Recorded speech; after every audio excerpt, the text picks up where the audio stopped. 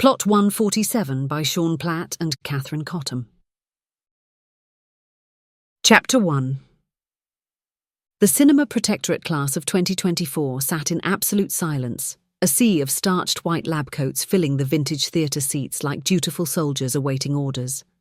All wearing identically bland expressions, the new grads clutched pristine binders. It was as if each student was nursing a rectangular infant stuffed with classified papers. And maybe they were. The auditorium itself seemed plucked from a 1950s educational reel. At the front, on the stage, sat a looming oak desk that appeared to have been carved from a particularly grumpy tree. The building itself seemed to hold secrets in its walls, with Art Deco mouldings that twisted into subtle warning signs if you looked too closely. Even the air felt charged with anticipation, heavy with the weight of classified information and redacted dreams. A white screen hung above the desk, with a banner above that proclaiming "Welcome Cinema Protectorate Class of 2026, in a font, and with an exclamation point, that seemed both urgent and vaguely threatening. The overall effect was that of a cult orientation disguised as a meeting of dentists, or cinema protectorates. The click, click, click of approaching heels across the white tile with the precision of a metronome counting down to doomsday sent a ripple of tension through the audience. Into this sea of monochromatic tedium strode a woman who looked as if she stepped out of a parallel universe where Katharine Hepburn had been born a redhead and developed an affection for pointer sticks. Her suit was sharp enough to slice through both Hollywood bullshit and studio contracts like butter. She approached the desk with the determined air of someone about to perform percussive maintenance on a particularly stubborn piece of furniture. And true to form, she raised her pointer stick high and brought it down on the desk with a crack that made several students jump, and at least one squeak, in a manner most unbecoming of future world savers. Satisfied that she had everyone's undivided attention and possibly created a few mild cases of PTSD, the woman swung the pointer toward the projector room with the flair of a conductor signalling to the orchestra. The lights dimmed obediently, and a flickering image sprang to life on screen.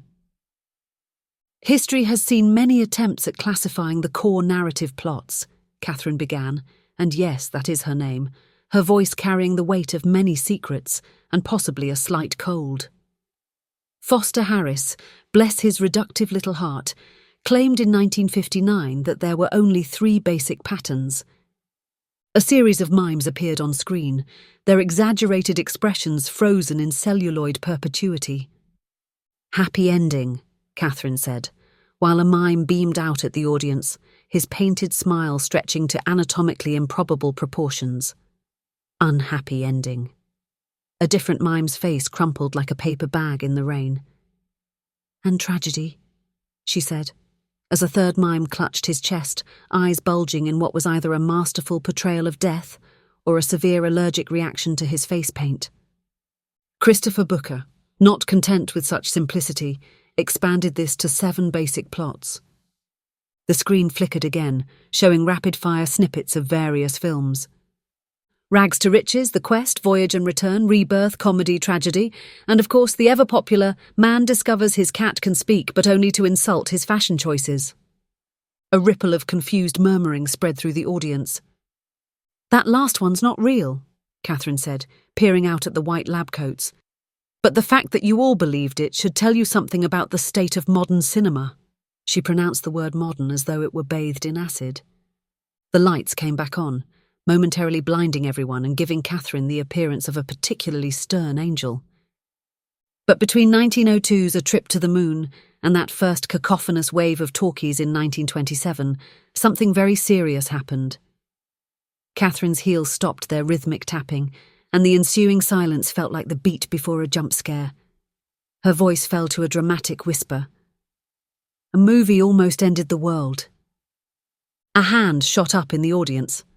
Catherine fixed the offending student with a glare that could change a movie's rating from R to PG-13. "No, I will not be answering questions about the founding of the CP," she said. "It's classified. If I told you, I'd have to kill you. And let me tell you, the paperwork for student termination is an absolute nightmare." The hand slowly lowered, its owner looking as if they'd just been told their dog had not, in fact, gone to live on a farm upstate. "Now, the mandate of the CP," Catherine said, swinging her pointer stick around to single out a student who looked as if they were wishing a trapdoor would open beneath them. But that only happened once in 1973, and never again since they upgraded the theatre. "You, stand, recite." The student rose, their knees knocking together like castanets.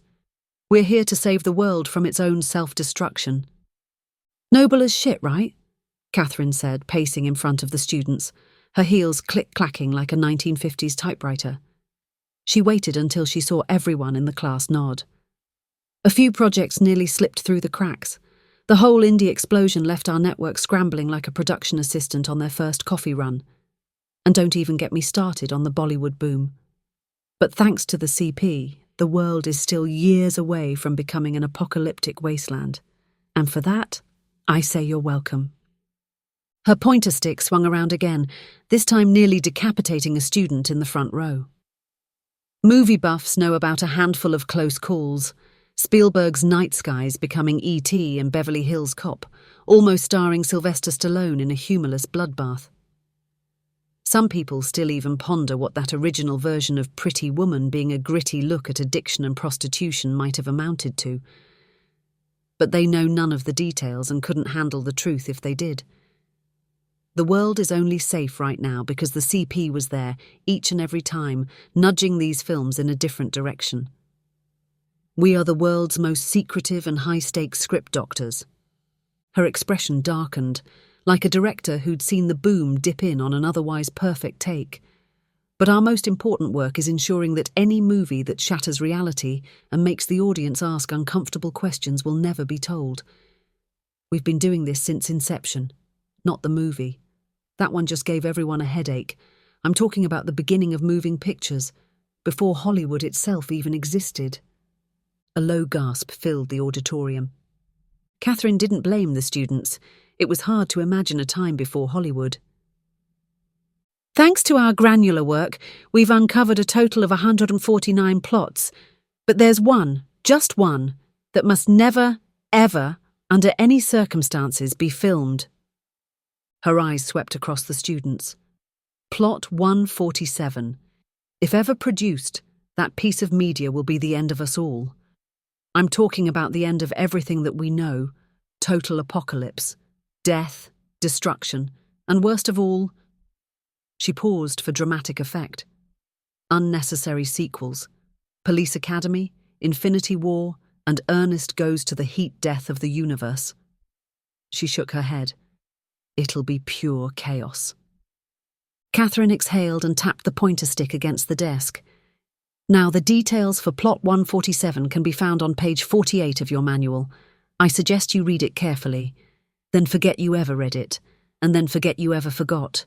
In fact, it's probably best if you forget this entire conversation. The class flipped open their binders in unison, faces set in expressions of grim determination. Or perhaps it was mild constipation given the cheese at the celebratory brunch had been several days past due. One student in the back row was actually turning slightly green, though whether from the cheese or the growing realization of what they'd signed up for remained unclear. A door at the side of the stage creaked open. A man shrouded in shadows cleared his throat with the awkward air of an understudy interrupting the lead. Catherine turned. "Ah, Grant. Perfect timing, as always. Class, your fedoras and trench coats are waiting for you in the lobby. Welcome to the Protectorate, where the popcorn might be stale, but the steaks are always fresh." Catherine didn't wait for the students to leave. Instead, she joined Grant in the hallway. Seconds later, they walked toward her office. "So," he said, his voice carrying the weary tone of someone who's seen too much and would like very much to unsee most of it. "How's the new class?" Catherine's lips quirked in what might have been a smile if you squinted hard and had a very loose definition of the word. "I see potential. But then again, I always do. Ask me again at the end of the year, after the industry has crushed their spirits and ground their dreams into a fine powder." She tapped him with her pointer stick. "By the way, did you review my memo about updating the uniform? We really ought to modernise. I'm thinking less Sam Spade and more Ava DuVernay. Grant winced. You know the big boss doesn't like progress. It's a wonder you ever got the role of chair of the Protectorate. Don't I know it, she said. You know he almost fired me when I suggested we stop using rotary phones and switch to those newfangled cellular devices. He held open the door to the stairwell and she passed through, taking the stairs up. So what brought you down to the grad ceremony? Usually you break out in hives around film students. His expression turned serious, although he did scratch the back of his neck. We've got a problem. Catherine arched an eyebrow. I cleared plot 18 this morning. Don't tell me they're flipping the script.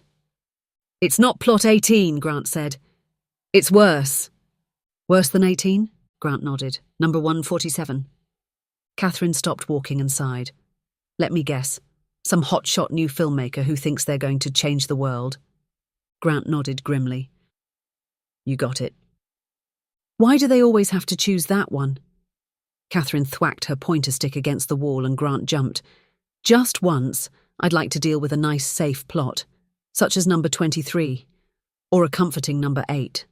Hell, I'd even go for 66. But no, it's always plot 147. Let's end the world through the power of cinema, as if the Oscars weren't destructive enough for the industry. Catherine sighed and continued up the stairs, Grant trailing along behind her.